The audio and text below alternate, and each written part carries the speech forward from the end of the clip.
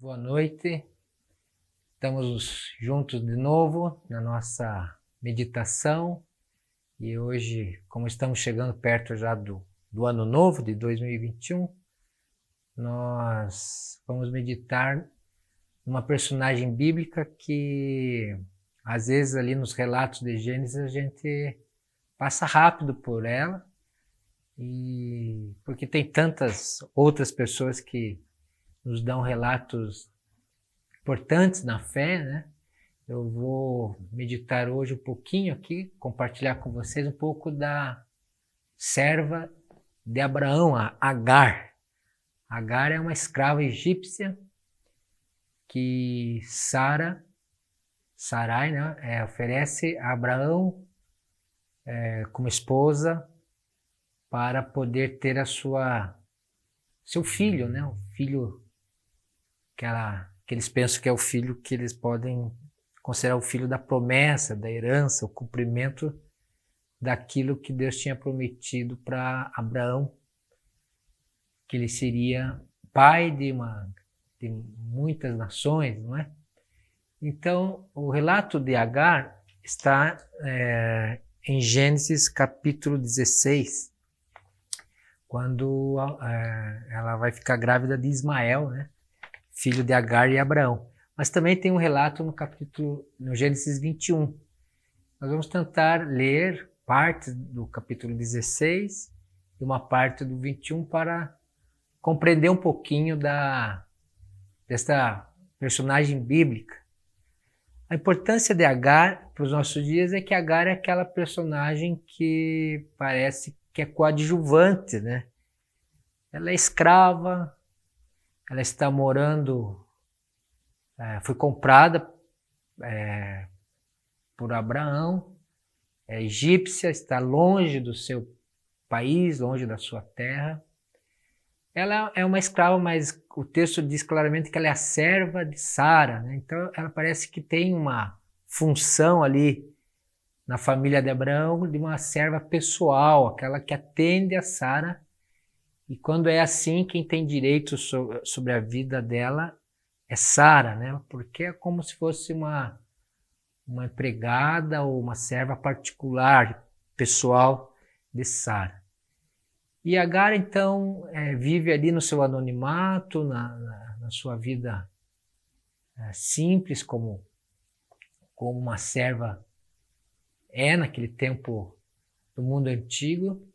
Mas de uma hora para outra ela tem um protagonismo, de uma hora para outra ela é chamada a uma cena de ter um filho para sua patroa. E pela experiência da época, dos códigos de conduta, as tábuas que já foram achadas para arqueologia, aquela coisa de ser concubina, a regra era que, claro, a patroa podia oferecer realmente uma das suas servas, e o filho que nascesse da serva era direito da patroa tê-lo como filho. Então isso era uma coisa possível naquele dado mundo, naquela parte da história. Então não há nada ilícito nisso, não é?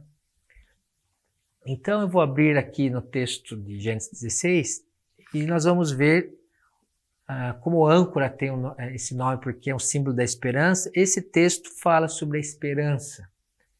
Fala de um Deus que visita os desesperados, o Deus que visita os fragilizados, um Deus que acompanha os escravos, aqueles que não têm quem ajude, aqueles que não têm expectativa.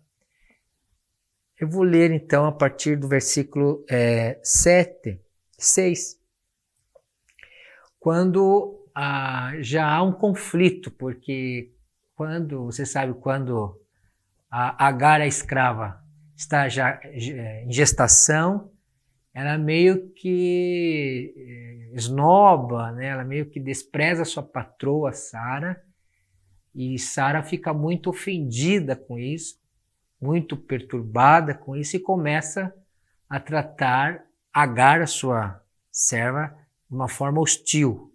Há um ciúmes, há uma disputa ali de atenção, de poder, há uma rivalidade entre essas duas mulheres. E a questão chega para Abraão. Então nós estamos lendo agora o momento que o conflito chega diante de Abraão através de Sara reclamando com Abraão da conduta de Agar. Então diz assim no versículo 6 do capítulo 16 de Gênesis. Respondeu Abraão a Sarai: sua serva está em suas mãos. Faça com ela o que achar melhor. Então Sarai tanto maltratou Agar que esta acabou fugindo.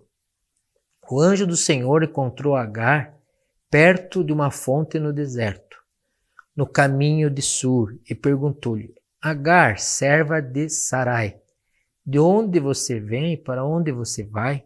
Respondeu ela: estou fugindo de Sarai, a minha senhora. Disse-lhe então o anjo do Senhor: volte à sua senhora e sujeite-se a ela. Disse mais o anjo: multiplicarei tanto os seus descendentes que ninguém os poderá contar. Disse-lhe ainda o anjo do Senhor: você está grávida e terá um filho e dará o nome de Ismael, porque o Senhor a ouviu em seu sofrimento. Ele será como um jumento selvagem, sua mão será contra todos e a mão de todos contra ele. Ele viverá em hostilidade contra todos os seus irmãos. Este foi o nome que ela deu ao Senhor que lhe havia falado: tu és o Deus que me vê. Pois dissera: teria eu visto aquele que me vê? Por isso o poço que fica entre Cádiz e Berede foi chamado Beer-Lahai-roi. Agar teve um filho de Abraão e este lhe deu o nome de Ismael. Abraão estava com 86 anos de idade quando Agar lhe deu Ismael. É uma narrativa detalhada de uma verdadeira família em pé de guerra. Num conflito familiar, numa disputa de atenção, de espaço, e entre duas mulheres, né? Que parece que a ideia, e Abraão concorda com essa ideia de ter um filho com a escrava para poder ter sua descendência. Parece que eles estão querendo ajudar a Deus, que já havia prometido a eles um filho, mas veja, o texto diz claramente, e isso é uma pressão que você deve perceber no contexto, que diz claramente: e já estavam há 10 anos em Canaã. Ora, Abraão já estava com as suas tendas, com o seu povo, com o seu clã. Há 10 anos ele peregrinou quando Deus o chamou, lá em Gênesis 12, e ali ele estava e nada acontecia. Então Sara, aqui ainda os nomes deles são Sarai e Abrão, né? Deus ainda não havia mudado o nome deles. Eles parecem que tentam, como nós, muitas vezes, quando temos uma espera longa, começamos a cansar, começamos a ver possibilidades de dar uma ajuda a Deus nos seus planos, nos seus projetos. Tem uma ideia que, como eu disse na introdução, era cabível, era possível, e os códigos antigos de conduta permitiam isso, né? Dessa lei do concubinato, a escrava, porque veja, a escrava naquela época é uma posse, é um bem seu. E como você dispõe dos seus camelos, dos seus rebanhos, das suas tendas, do seu ouro, da sua prata, você dispunha dos escravos como um bem pessoal. Então Sara, que tem essa Agar como a sua serva pessoal, oferece a Abraão, mas sabendo, né, essa era a clareza dessa conduta de comportamento, que o filho que nascesse de Agar era de Abraão e seria de Sara. Né? Só que não poderia mandá-lo embora depois, porque é um filho. Então Abraão, quando diz para Sara: essa é uma questão sua, não é que Abraão está querendo fugir de decidir, de ser um líder ali, é que também se a funcionário, a empregada ou a serva era de Sara, o direito à vida E o que fazer com Agar era um dever, era uma responsabilidade de Sara. Por isso que quando eu comecei a ler, Abraão diz, olha, sua serva está em suas mãos, faze com ela o que achar melhor. Então, Sara começou a tratar mal a Agar, perseguir, né? Rejeitar, talvez tirou ela da função de uma serva pessoal e colocou junto com os outros escravos que faziam serviços mais difíceis. O importante você notar aqui que apesar do conflito, apesar de eles estarem fazendo escolhas pessoais, eles estão discernindo e escolhendo seus próprios caminhos, seus próprios planos, o casal, principalmente Abraão e Sara, a verdade é que nessa tensão toda, a serva, ou a escrava, Agar, ela foge grávida para o deserto. E essa situação de fugir, estar sozinha, perseguida, sofredora, sem recursos, ela combina com essa imagem do deserto geográfico para Agar, também é o deserto de esperança. Ela não tem mais nenhuma esperança.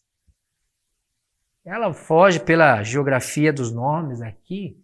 Certamente você vai conseguir notar, se você olhar seu mundo antigo, alguns autores fazem isso, ela está indo para uma região que não teria como ela sobreviver. Não há sobrevivência ali. Não há recursos. Não há condição para uma mulher grávida sobreviver por muito tempo. E aqui é onde nasce a esperança. Veja, esperança nasce da invasão de Deus na situação familiar. Na situação familiar. No seio daquele miolo lá do mais íntimo, do núcleo familiar, quero dizer. Deus visita as nossas desesperanças. Deus se aproxima das nossas fugas, fugindo das... Agar é uma fugitiva, solitária, com risco alto de vida aqui, de perder a sua vida. E a abordagem de Deus através do anjo do Senhor é a abordagem de iniciativa da graça e misericórdia divina.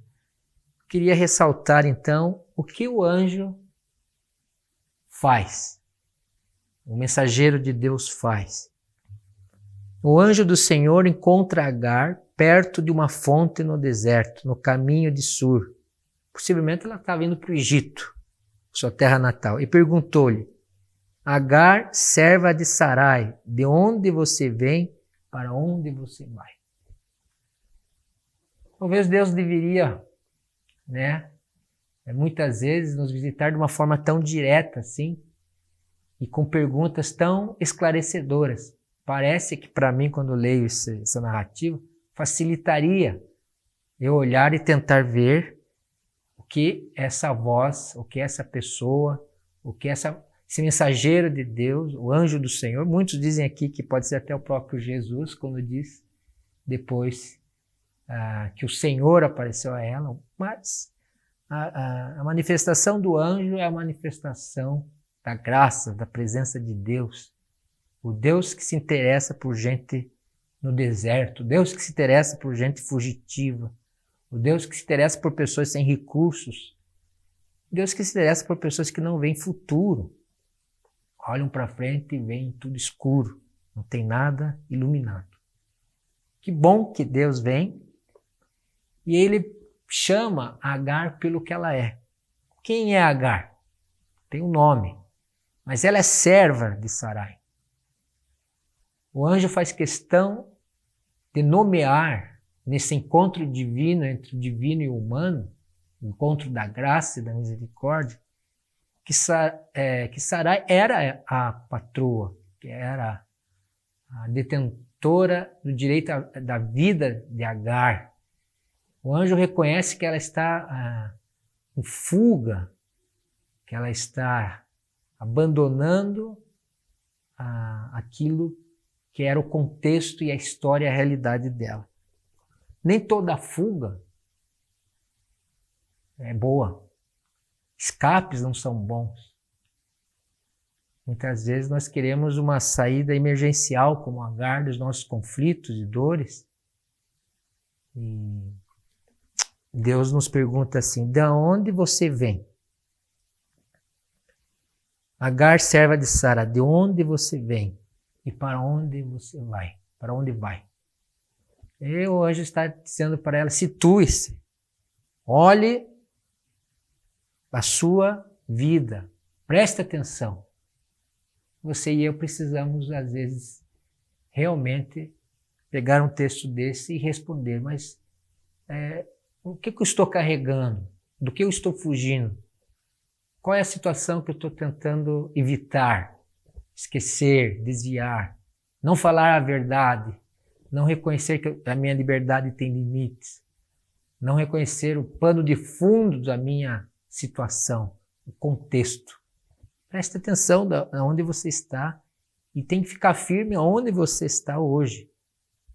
Os pés firmes, pé no chão, na sua realidade, mesmo que seja desgostosa, como era para Agar ser maltratada pela patroa. E para onde você vai? Qual é o próximo passo? Qual é o anseio? Qual é o seu desejo? Essas duas perguntas colocam Agar numa situação de localização de vida. Como é importante, né?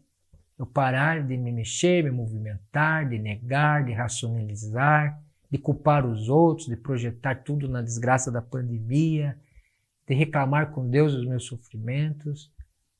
O encontro com Deus é um encontro de vida, da graça, mas que faz para nós uma espécie de terapia, é terapêutica, é saudável no sentido de que Deus não joga fora a nossa biografia, e nem a nossa historicidade, e nem não faz sumir aquilo que para nós nos desagrada. A princípio, Deus não quer fazer um milagre em tudo da nossa vida, no sentido de nos deixar sem olhar para trás, para entender o presente e para poder continuar no futuro. Nós vivemos nos 3 tempos.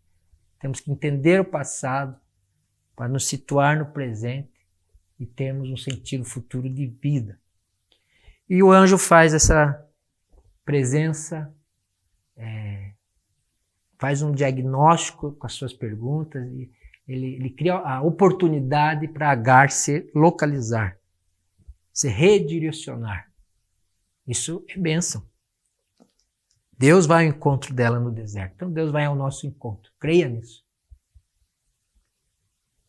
A reação de Agar, ela é especial no sentido que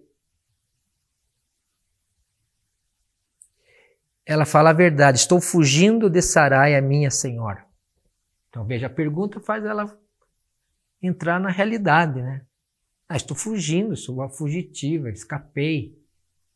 Não aguentei ficar lá, tentei uma coisa melhor, mas eu estou aqui num poço de água, mas estou no meio do deserto. E você, ao falar a verdade, Agar recebe toda a direção de vida que ela precisa.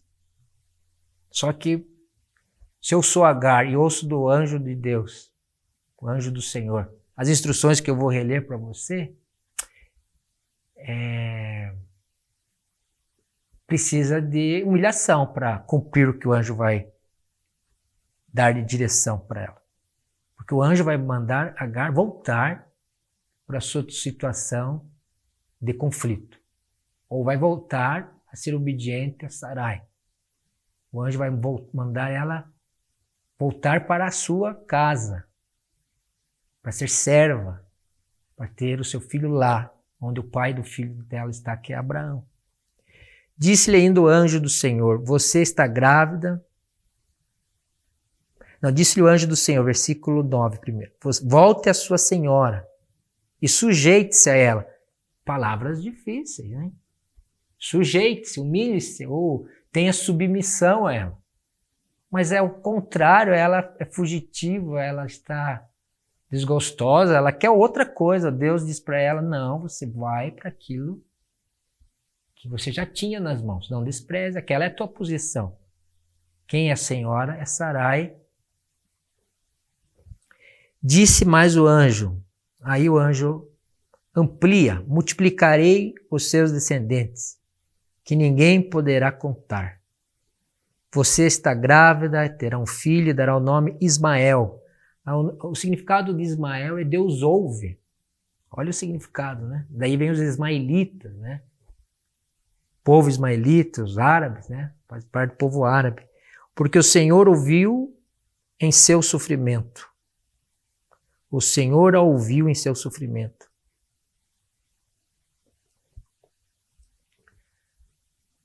Quando Agar recebe a visitação do anjo e ele a manda de volta, ela tem um processo de quebrantamento, de humilhação, de submissão. Submissão à voz de Deus, a quem ela possivelmente já sabia que Abraão conversava, adorava, servia. Nesses 10 anos que ele está em Canaã, Abraão é um amigo de Deus, é um homem temente a Deus. Ela ouve isso e isso quebra o orgulho, né? Isso quebra a nossa agenda muitas vezes. Os nossos desejos têm que mudar quando ouve-se a Deus, ouve-se a direção de Deus. Você tem a sabedoria de Deus revelada a nós. E claramente o anjo diz que o filho dela é homem, porque o nome dele é Ismael, e diz, porque o Senhor a ouviu em seu sofrimento. Guarde esse princípio, o Deus de Agar é um Deus que ouve a oração feita por você, ouve o seu sofrimento. O Senhor a ouviu em seu sofrimento. É um Deus que, na misericórdia divina, dá o filho à escrava e o nome dele fala da realidade da mãe dele, Agar. O Senhor ouve, Ismael. Ouviu isso. Você crê que Deus o tem ouvido? Sim, eu creio. Eu creio que não há oração feita em nome de Jesus que o Espírito leve ao trono da graça, que o Pai não ouça, não receba, não acolha no seu coração, porque o nosso Deus triuno é gracioso e misericordioso. Ele tem ouvido as orações, ele tem ouvido e tem respondido. E as que ainda não respondeu, certamente ele dará resposta, como deu para essa fugitiva. Agar aqui então é revelado uma promessa que o filho dela será grande, serão 12 príncipes, ninguém poderá com ele, será como um jumento, um animal selvagem, que terá peleja contra os seus irmãos, lutas, e é isso que acontece realmente, até nos dias de hoje, não é? No final dessa narrativa do capítulo 16, este foi o nome que ela deu ao Senhor que lhe havia falado. Tu és o Deus que me vê. Pois ela tem uma pergunta. Teria eu visto aquele que me vê? Então ela está assim um pouco em choque, a interpretação do hebraico aqui ela é diversificada, segundo os autores, mas Agar certamente ali naquele lugar, após esse encontro com o anjo, ela fica, mas será que eu realmente vi e falei com Deus que vê tudo? O Deus que me vê? Ela está assim assombrada com essa experiência, com essa busca de Deus por ela ali no deserto, naquele poço, e ela está em ponto de interrogação, fala consigo mesma, será que aquele que me vê, né? Teria eu visto aquele que me vê? Eu diria, Agar, realmente você viu. Aqui está com ponto de interrogação. Você viu aquele que te viu. O Deus onisciente, onipresente, o Deus da graça, o Deus que abraça o pobre necessitado, o aflito, o Deus que tem eternas consolações por nós, se deixou ser visto através desse anjo. Então Agar tem a felicidade de poder dar um nome àquele lugar. Veja o que acontece. Depois dessa interrogação, por isso o poço que fica entre Cádiz e Berede foi chamado Ber-Lar-Boi, que, se você olhar o que significa esse nome, poço daquele que vive e me vê, traduzindo. O poço daquele que vive e me vê. Esse é o seu Deus, é o nosso Deus. Um Deus que vive e vê. Não há nada encoberto sobre nós. Não há segredos para Deus sobre nós. Não há minúcia que Deus não saiba mais detalhes. Não há estado de alma que Jesus não compreenda, porque Ele encarnou e conhece todos os estados de mente, de alma, de sentimentos que possamos ter. Não há dor física que o Senhor Jesus não possa se identificar, porque foi servo de dores, servo sofredor. Então, o Deus que vive, Jesus Cristo é vivo, Ele te vê. Oh, graça maravilhosa de nós olharmos para 2021 que já está chegando e entendermos que nós temos a liberdade de ter toda a confiança nesse Deus que me vê, que deixa também de ser, de certa forma, ser visto, né? Porque ele aparece em forma do anjo do Senhor, envia um mensageiro. Então, essa escrava egípcia pode vê-lo, conversar, ter instruções, receber promessas, palavra profética de como vai acontecer o futuro dela. Terá um filho, será um valoroso, será um homem de grande poder. Esse é o nosso Deus. Não temos que temer. Não, porque Deus vê todas as coisas. Então há esperança, porque Deus está no meu amanhã. No 2021, Deus está ali. Essa é a certeza, é a nossa fé, a nossa confiança. Deus cuida bem de mim e de você. A escrava não ficou abandonada no deserto. Então, Agar volta, tem seu filho, e quando o seu filho já está adolescente, por lá, talvez uns 17 anos, há um novo conflito entre as duas mulheres, entre Sara e Agar. No capítulo 21 de Gênesis, há o nascimento de Isaac. Isaac nasceu e o desmame na época se especula que talvez até uns 3 anos. Então, quando há essa desmame de 3, somando com a idade que Ismael já nasceu antes dele, então Ismael deve estar com 17, Isaac com uns 3. E os dois irmãos estão lá brincando e o irmão adolescentão aqui, ele parece que faz gracejos com o filho de Sara, Isaac. E isso traz de novo aquela ferida, parece que se abre, essa disputa entre as mulheres. E Sara diz para Abraão que ela tem que ir embora. E o filho dela também, que este filho não terá direito na herança e nem nas promessas. E Abraão fica então perplexo. Versículo 11 do capítulo 21. Isso perturbou demais Abraão, pois envolvia um filho seu. Mas Deus lhe disse: não se perturbe por causa do menino e da escrava.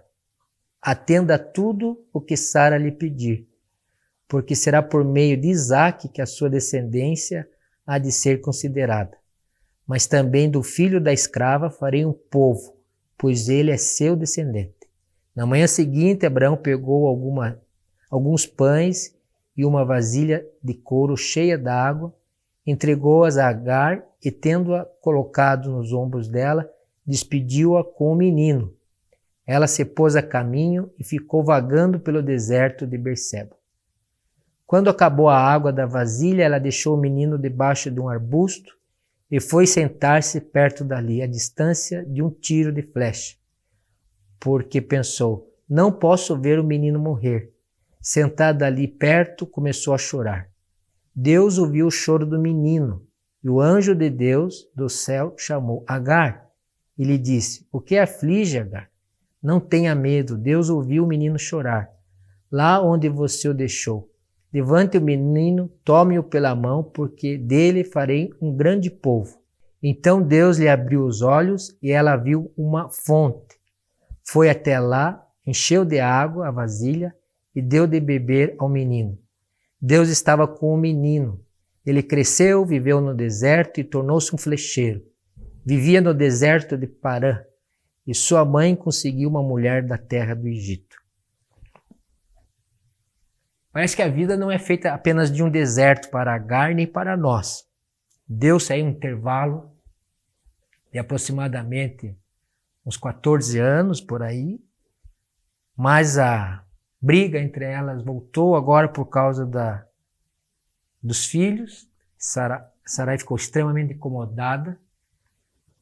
E Abraão, então, veja só, o pai, que já havia convivido com o filho, apegou-se a Ismael, o filho mais velho, 14 anos, agora já está com 17. Esse filho e pai, por isso que Abraão ficou extremamente perturbado, angustiado, ficou numa crise. E só Deus mesmo para dar a Abraão um alento, porque Deus permitiu a Abraão e orientou Abraão nessa angústia, que ele deveria dar os mantimentos e deveria fazer o que Sara havia dito. E então Agar, bem cedo, Abraão parece que imediatamente depois do que Deus falou com ele, cumpriu, obedeceu essa orientação e despediu-se de um filho que certamente ele amava. Era seu filho, com Agar. E despediu-se de Agar. E, novamente ela vai para um deserto. Esse deserto já não é o mesmo, né? Não é a mesma localização do primeiro que ela fugiu. É um deserto que está em Berseba, mais ou menos ela está a uns 240 quilômetros do Egito, então me parece que realmente ela está no deserto para morrer, porque ela não conseguiria chegar com o rapaz até a sua terra natal, que é o Egito. Por isso ela deixa esse filho embaixo de um arbusto e fica a 50 metros. Aqui tem uma linguagem de medida antiga, né? Mas se você calcular, ela fica perto. Deixa ele ali numa sombra e no deserto, desprovida de esperança novamente, de possibilidade de sobrevivência com seu filho. Porque o que ela carregou de mantimentos nas costas dava para uma caminhada leve. Ela não teria como ter muitos mantimentos. Então ela está novamente de visibilidade, de expectativa, de esperança zero, né? Agora, você notou que na narrativa que eu li aqui, versículo 17, que eu quero chamar a atenção, que dessa vez o anjo fala do céu, mas que ele ouve o choro do menino. Deus ouviu o choro do menino, e o anjo de Deus do céu chamou Agar. Ele disse: O que a aflige, Agar? Não tenha medo. Deus ouviu o menino chorar. Deus é um Deus que ouve choro. Jesus chorou quando esteve entre nós. Vemos muitas vezes, mas 2 vezes estão relatadas nos evangelhos. Chorou sobre Jerusalém pela sua incredulidade, chorou pelo falecimento do seu amigo Lázaro. Deus que ouve o choro é um Deus que tem toda a capacidade de se aproximar da dor. É um Deus que não foge do faminto, do solitário, do desesperado, do oprimido, do rejeitado, daquele que está cercado por desesperança, ou cercado pelo pecado, ou cercado pelo medo, porque o anjo diz: olha, Deus ouviu o choro do menino. Então quer dizer que nessa cena, imagine que a mãe está chorando aqui, a 50 metros o menino está numa sombra. Esse menino também deve ter aprendido com o pai Abraão algo sobre Deus. Um Deus que fala, que se relaciona, que se comunica, que visita o ser humano nas suas crises, que traz palavra de direção. Então, Ismael tem, sim, certo conhecimento do Deus do seu pai Abraão. E ele deve ter, nesse choro, pedido ajuda. Chorou, orando, chorou, né? Muitas vezes nós fazemos isso juntos. Na mesma situação, clamamos, suplicamos, pedimos incessantemente misericórdia, socorro do Altíssimo. E somos ouvidos, hein? Que esperança isso me dá. Eu fico com muita... Olho para frente e vejo que quantas vezes Deus me abraçou no meu desespero, no meu choro, no meu lamento. E às vezes até quando a gente só consegue gemer, porque nem lágrimas parece que já acabaram. Mas o Salmo diz que Deus, no seu odre, guarda as nossas lágrimas. Ele ouve esse clamor. E o anjo, além de dizer para Agar não ter medo, ele assegura que o clamor deste menino Ismael foi ouvido. Um Deus que ouve orações, mas um Deus que faz ver as soluções. Por que eu estou dizendo que Deus nos faz ver? Porque a expressão aqui é muito clara do texto. Deus abriu os olhos deles, que havia ali uma fonte de água fresca e cristalina. Água para matar a sede do sedento, para saciar o coração daquele que se sente abandonado e solitário. A água que renova a esperança é Jesus, a água viva. Então Deus lhe abriu os olhos, versículo 19, e ela viu uma fonte, foi até lá, encheu de água a vasilha e deu a beber ao menino. Deus estava com o menino. É isso que nós precisamos, da presença de Deus, a certeza, a fé que Deus ouve e que Deus abre os olhos. Ele dá entendimento. Se é uma situação que está uma penúria, que nós estamos sem saber direção, estamos incrédulos, oremos ao Senhor, coloquemos diante dele e Ele vai fazer com que os nossos olhos vejam a sua graça, a sua provisão, a sua consolação, o seu tempo, o seu modo de realizar as coisas. Para a mãe e o filho foi ver uma fonte de água no deserto, um poço. E eles ali retomaram a esperança e entenderam que aquilo que Deus havia falado para Agar, há pelo menos 14 anos atrás, ele cumpriu. O menino cresceu no deserto, foi um flecheiro, um povo forte, ismaelita. Agar consegue uma esposa da sua nacionalidade, que ela é egípcia, e eles realmente um povo. Fortalece, ele cresce, ele vive abençoado por Deus. Ismael é filho de Abraão, uma escrava, mas é um homem abençoado e visitado por Deus. E não é o caminho que Deus escolheu para Jesus nascer. Como diz o texto, esse plano Deus tem para Isaac, não para Ismael. Mas Deus não abandona Ismael nem Agar.